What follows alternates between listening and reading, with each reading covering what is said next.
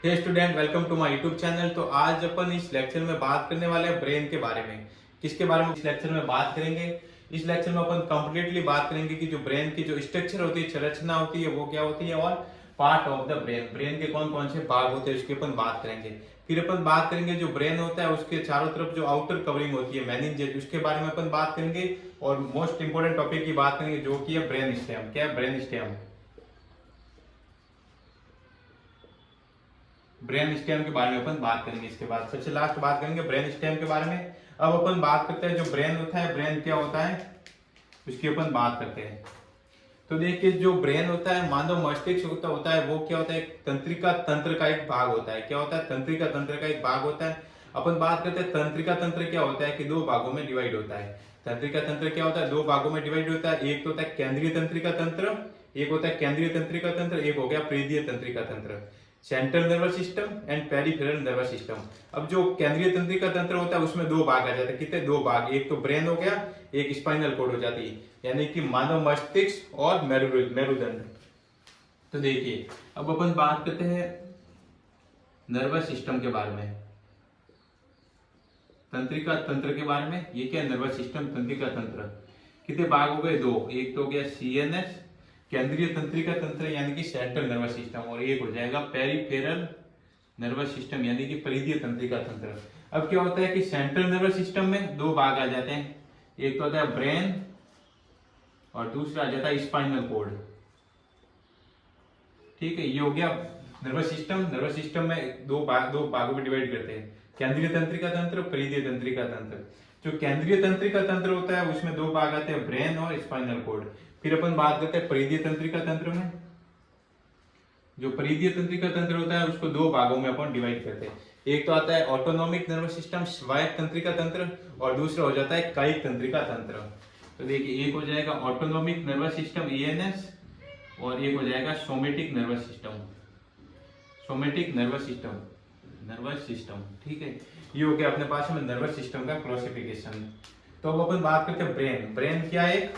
तो देखिए, ब्रेन केंद्रीय तंत्रिका तंत्र का एक भाग है, केंद्रीय तंत्रिका तंत्र के एक नर्वस सिस्टम का एक भाग है। ठीक है, फिर इसके बाद अपन बात करते हैं structure of the brain. Brain की संरचना क्या होती है? तो देखिए, जो ब्रेन होता है, ब्रेन के चारों तरफ जो ये लेयर होती है, ये देखिए, ये वाली जो आउटर लेयर होती है, प्रोटेक्शन प्रोवाइड करती है, ब्रेन को सुरक्षा प्रोवाइड करवाती है। तो इसको अपन कहते हैं मेनिंजेस। क्या कहते हैं? इस लेयर को मेनिंजेस कहते हैं। और मेनिंजेस में तीन प्रकार की परतें आ जाती है, एक तो ड्यूरामेटर, एक अरेक्नॉइड, और एक होती है पायामेटर। तो देखिए, ब्रेन कवरिंग, ब्रेन कवरिंग किसकी होती है? मेनिंजेस की। ठीक है, अब मेनिंजेस में कितनी लेयर आ जाती है? तीन लेयर। एक तो ड्यूरामेटर, एक होती है अरेक्नॉइड, एक हो जाती है पायामेटर। ठीक है, ये हो गया अपने पास में structure of the brain. Structure में आ जाएंगे अपन ब्रेन में कि उसके चारों तरफ एक लेयर होती है। क्या होती है? चारों तरफ एक प्रोटेक्शन प्रोवाइड करने वाली एक लेयर होती है, ये वाली लेयर। और उसमें उसको अपन क्या कहलाते हैं? आल्सो नोन एज, यानी कि क्या कहलाती है? मेनिंजेस कहलाती है। और मेनिंजेस में तीन लेयर आ जाती है। मेनिंजेस में कितनी लेयर आ जाती है? तीन लेयर आ जाती है, जो कि ड्यूरामेटर, अरेक्नॉइड और पायामेटर होती है। अब क्या होता है कि यहाँ पे अपन इंपोर्टेंट टॉपिक आ जाता है कि जो दो लेयर होती है उनके बीच में जो स्पेस होता है उसको अपन उनके नेम के बेसिस पर अपन बता सकते हैं। जैसे ड्यूरामेटर तथा अरेक्नॉइड के बीच में जो स्पेस होता है उसको अपन कहते हैं सब ड्यूरल स्पेस। ये वाला स्पेस होता है दोनों लेयर के बीच में, उसको सब ड्यूरल स्पेस। और अरेक्नॉइड तथा पायामेटर के बीच में जो स्पेस होता है उसको कहते हैं सब अरेक्नॉइड स्पेस। क्या होता है? ये सब अरेक्नॉइड स्पेस, ये हो गया सब ड्यूरल स्पेस। फिर इसके बाद अपन बात करने वाले हैं part of the brain. Brain के कौन कौन से पार्ट होते हैं उसकी अपन डायग्राम के थ्रू समझेंगे। तो देखिए, जो ब्रेन होता है मेनली क्या होता है? थ्री पार्ट में डिवाइड होता है। फॉर ब्रेन, अग्र मस्तिष्क, जिसको अपन प्रोजेनसिपिलॉन कहते हैं।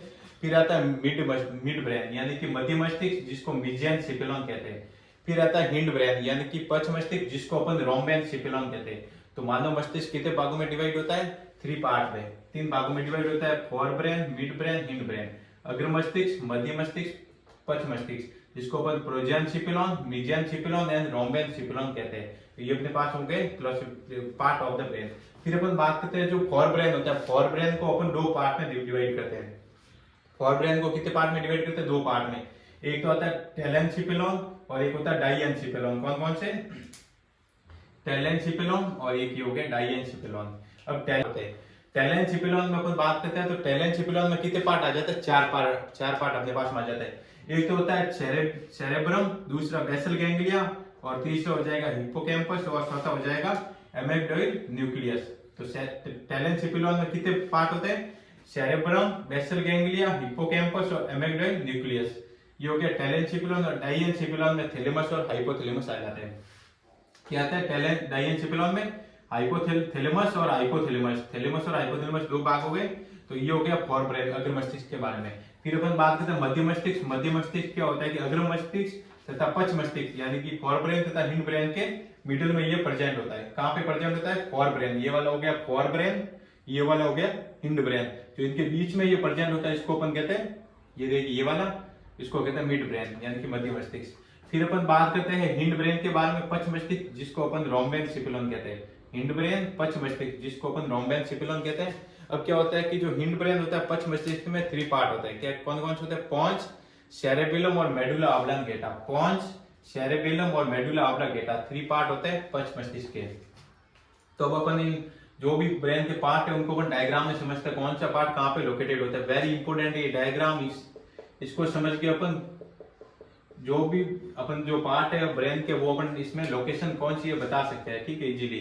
फिर अपन बात करते हैं तो देखिए सेरेब्रम, फर्स्ट पार्ट अपने पास मौजूद है सेरेब्रम, जो कि क्या है? फोर ब्रेन, अग्र मस्तिष्क का एक पार्ट होता है, सबसे largest part of the fore brain. Cerebrum क्या होता है? सबसे largest part of the fore brain. अग्र मस्तिष्क का सबसे बड़ा पार्ट कौन सा होता है? सेरेब्रम होता है। अब सेरेब्रम क्या होता है कि ये देखिए, अब सेरेब्रम क्या होता है? मेनली दो पार्ट में डिवाइड हो जाता है। एक तो right cerebral hemisphere, right cerebral hemisphere, और एक हो जाता है लेफ्ट सेरेब्रल हेमिस्फीयर।